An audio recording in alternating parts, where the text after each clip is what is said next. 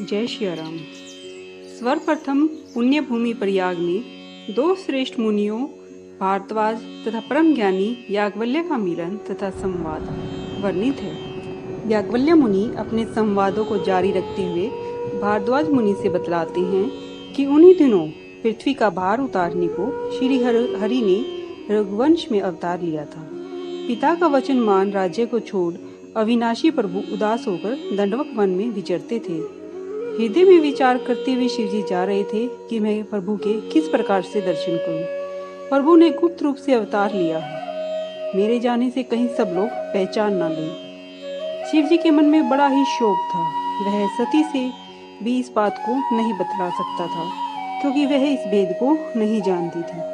तुलसीदास जी कहते हैं कि उनके नेत्रों में राम दर्शन की लोभपूर्ण लालसा थी और मन में यह डर था कि कहीं इस भेद को कोई और जान न ले।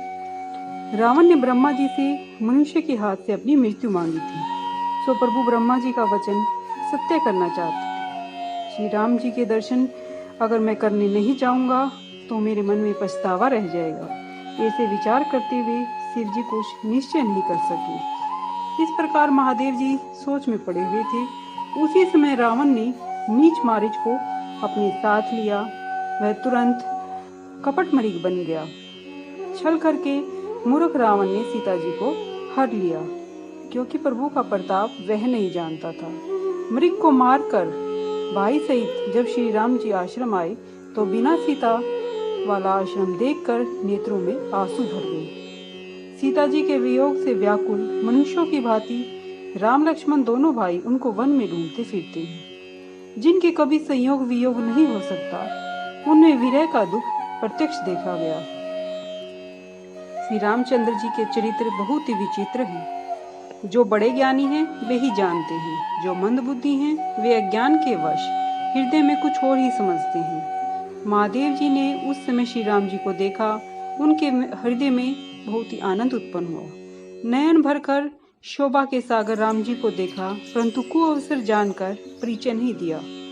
जगत को पवित्र करने वाले सचिंदानंद की जय हो, इस प्रकार कहकर कामारी शिवजी चल दिए।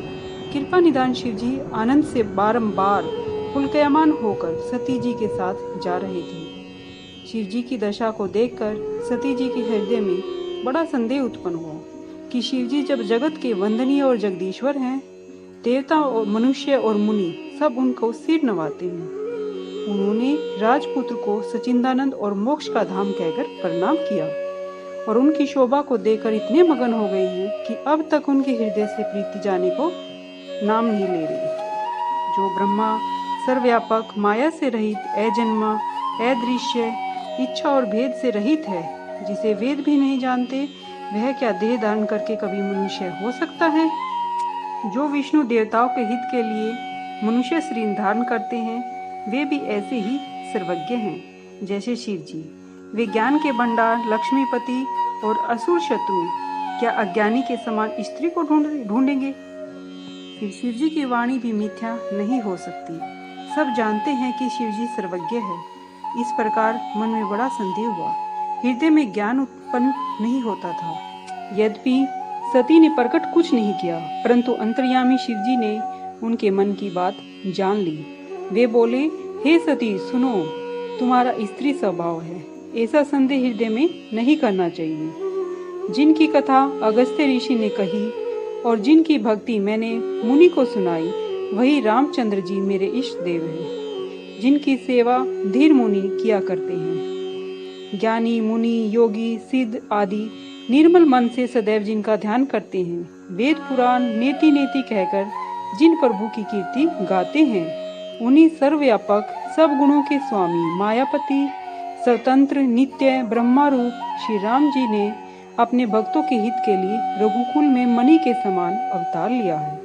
यद्यपि शिव जी ने अनेक बार कहा, फिर भी सती के हृदय में उपदेश नहीं बैठा।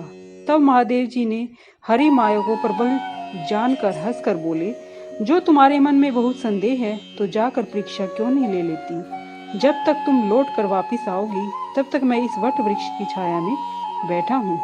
जय श्री राम।